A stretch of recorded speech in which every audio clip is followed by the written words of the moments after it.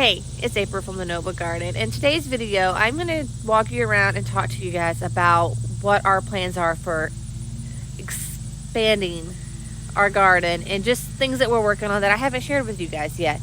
Before I get started on that video, however, I did want to discuss with you guys a video that I am working on and I'm very excited to share.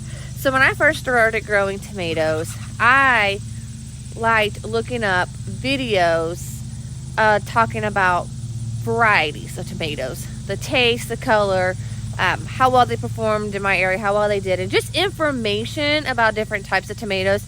And that video was actually very hard to find. I think I found maybe 2. So it has encouraged me to make you guys this video to give you guys kind of like a overview of some of the tomatoes I've been growing this season. And you guys can find that video on Tuesday, this coming up Tuesday at 5 p.m. But let's go ahead and get started with the video that I'm talking about today. So in the beginning, when I first started talking about my homestead, I was talking about a berry garden. So this is the start of the berry garden. It is right beside the vegetable garden. We left one space right here. We're going to put another vegetable bed here. This is the beginning of the berry garden. It is much bigger than this. We don't have enough black to put down. So our plan with the berry garden is we're going to put all that black stuff down, and that is going to kill the grass. Like I said, we have like double that to put up, and it's going to be 2 rows of it's going to be a row of blueberries, a row of blackberries, a row of raspberries, 3 rows of strawberries, and 2 rows of grapes. And these rows are going to be 40 feet long each. So it's a pretty big area. It's a lot of work.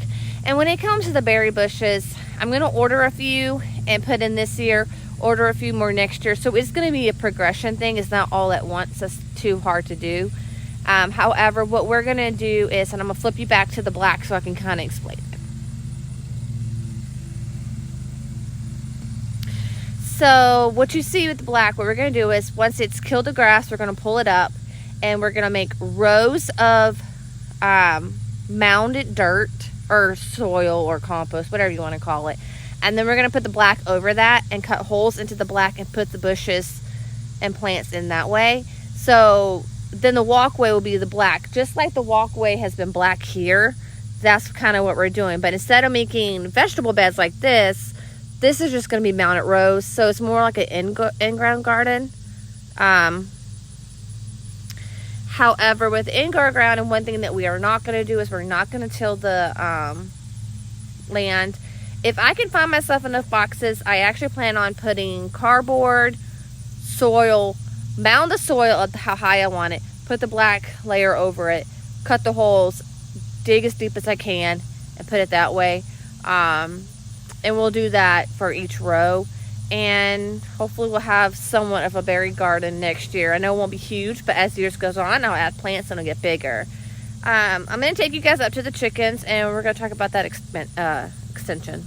So guys, of course I come up here wanting to talk to you guys about everything, and these guys come running toward me. I don't have any food. I gave it to you this morning. So what we plan on doing in this is we're going to make another coop and add some chickens. I'm going to get some babies, and then my dad's giving me some as well. And we're also going... We are also going to build a chicken tractor from PVC pipes so that we can finally do our meat chickens. That tractor is going to do a dual purpose for me. The tractor is going to be inside of the electrical fence. We've had some predator issues lately. I haven't talked about it. I had 2 chickens die to what I suspect is a raccoon by what I've read and signs of some, just stuff. And then actually the last 2 days we lost 2 to snakes, which I know a lot of people are going to tell me snakes don't kill them. Well, I know for a fact one of them was killed by a snake because the snake was laying right beside it, and the chicken was dead in the spot that they lay eggs. Therefore, I'm pretty confident that that snake killed that chicken. My other chicken that died, there is a possibility it just died. I'm not really 100% sure. There was no snake to be found at that time. There were eggs. None of the eggs were missing. So that chicken could have just died. We're not really 100% sure on that. So I am just not comfortable with my chickens in this area being outside of an electrical fence no matter what they're stored in.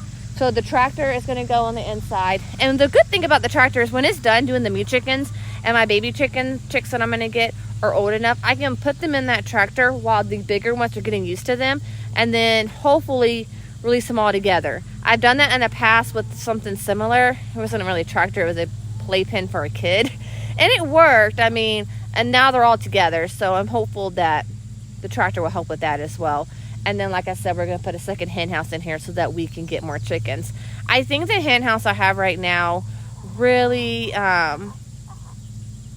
is only big enough. I'm going to put 16 birds in it. I think it's a little bit small for 16 birds. I think maybe 12 or probably 13, 14 might live a little bit more comfortably. However, right now there's going to be 16 birds living in there, but like I said, we're going to build them another house to let them spread out some. And then I'm going to raise some babies, so they'll take some time. So one last thing new that I'm going to share with you guys.